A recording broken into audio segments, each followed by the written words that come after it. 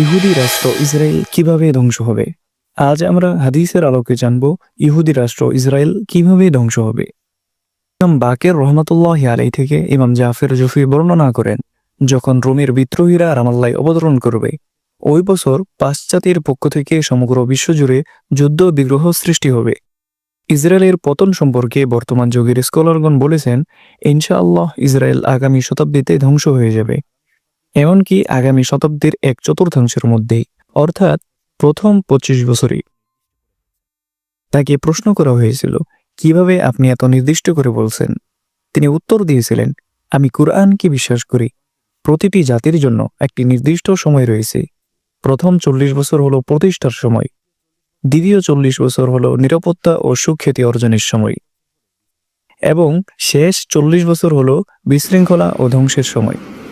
যুক্তরাষ্ট্রের সাবেক পররাষ্ট্রমন্ত্রী হেনরি কিসিঞ্জার একবার বলেছিলেন, নো মোর ইসরায়েল বাই 2022। প্রশ্ন হলো, সে এই কথা কিভাবে বলেছেন? উত্তর হচ্ছে, সেও কিন্তু খ্রিস্টান ধর্মের একজন অনুসারী।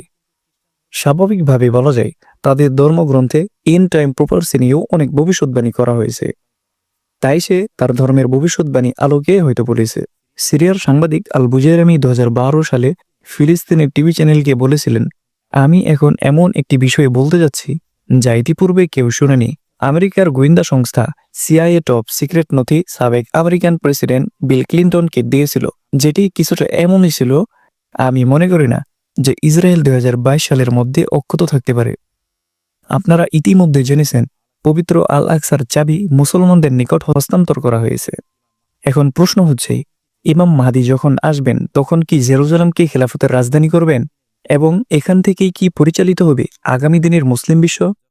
জি হ্যাঁ, হযরত কাব রাদিয়াল্লাহু তাআলা আনহু থেকে বর্ণিত, যখন তুমি বাইতুল মুকাদ্দাসে খলিফা মাহদীকে দেখবে এবং তাকে ব্যতীত আরেকজনকে দেখবে দামেশকে, তখন মাহদীকে ব্যতীত অন্য কাউকে অনুসরণ করো না, কেননা সে হবে গাধার বংশধরের চেয়েও অধিক নিকৃষ্ট।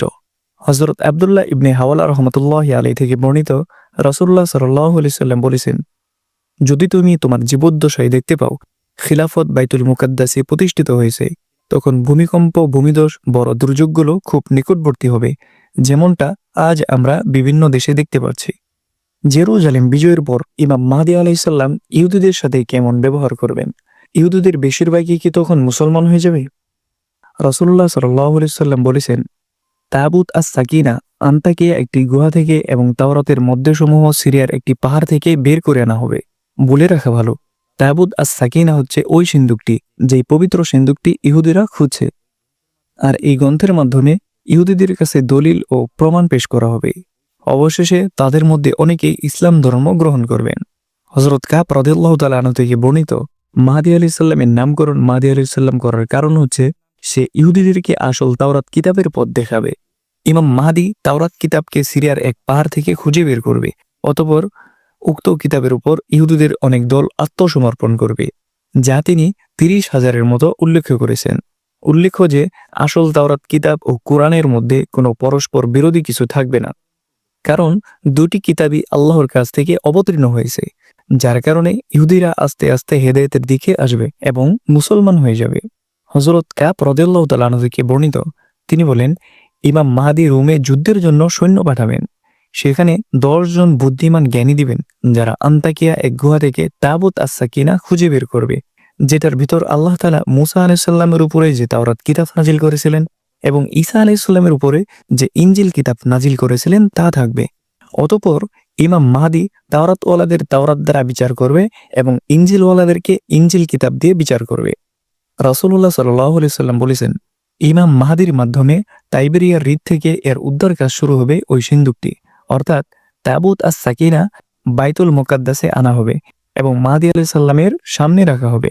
যখন ইহুদিরা তা দেখবে, তখন কিছু ব্যক্তি ব্যতীত সবাই ঈমান আনবে। আল্লাহ রাব্বুল আলামিন পবিত্র কোরআনে বলেছেন, আল্লাহকে তুমি সেই বিষয়ে মোটেও গাফেল মনে করো না। আল্লাহ তো তাদেরকে অবকাশ দিবেন ওই দিন পর্যন্ত, যে দিন চোখ পলকহীন তাকিয়ে থাকবে, তার মাথা তুলে দৌড়াতে থাকবে। অতএব আল্লাহর প্রতি ধারণা করো না যে তিনি রাসূলগণের সাথে কৃত ওয়াদা ভঙ্গ করবেন। নিশ্চয়ই আল্লাহ পরাক্রমশালী, প্রতিশোধ গ্রহণকারী। ইতিহাস সাক্ষী আছে, যুগে যুগে অসংখ্য অত্যাচারী পৃথিবীতে এসেছে এবং প্রত্যেকের শেষ পরিণাম খুব ভয়াবহ হয়েছে। কিয়ামতের আগ পর্যন্ত যত অত্যাচারী পৃথিবীতে আসবে তাদের শেষ পরিণাম খুব ভয়াবহ হবে। বর্তমানে মুসলমানদের সবচেয়ে বড় শত্রু ইহুদি সম্প্রদায়। বিশেষ করে ইসরায়েল হলো অন্যতম যারা নিরীহ ফিলিস্তিনের মানুষের উপর অমানবিক অত্যাচার চালিয়ে যাচ্ছে। তারা মনে করছে নিত্য নতুন প্রযুক্তির শক্তি দিয়ে পৃথিবীর মুসলিমদের ধ্বংস করবে, কিন্তু এটা কখনোই সম্ভব নয়, বরং তারা নিজেরাই ধ্বংস হবে। তার স্পষ্ট প্রমাণ হাদিসের মধ্যে রয়েছে, আর এটা হবে কিয়ামতের বড় আলামতগুলোর মধ্যে অন্যতম। নবী করিম সাল্লাল্লাহু আলাইহি সাল্লাম পবিত্র হাদিসের মধ্যে বলেছেন, মুসলমানরা ইহুদিদের সাথে যুদ্ধ না করা পর্যন্ত কিয়ামত সংঘটিত হবে না।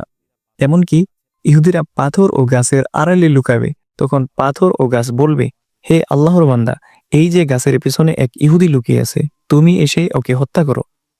ইহুদিদের বিরুদ্ধে মহান আল্লাহ জড় পদার্থগুলোকে কথা বলার শক্তি দান করবেন। ইমাম মাহাদির আগমনের পরে ইহুদিদের বিপক্ষে মুসলমানদের বিজয় অভিযান শুরু হবে। এই জন্য আমাদের করণীয় ফিলিস্তিনের পক্ষ হয়ে ইসরায়েলের বিরুদ্ধে লড়াই করা। হয়তো আমাদের এই লড়াই হবে শক্তির বলে, নয়তো হবে ইসরায়েলকে যারা সমর্থন করে তাদের সাথে, নয়তো যারা ইসরায়েলি পণ্য বিক্রি করে সেগুলো বয়কটের মাধ্যমে। এইভাবেই আমরা আমাদের লড়াই চালিয়ে যাব। ইনশাআল্লাহ অচিরেই মুসলমানদের বিজয় হবে।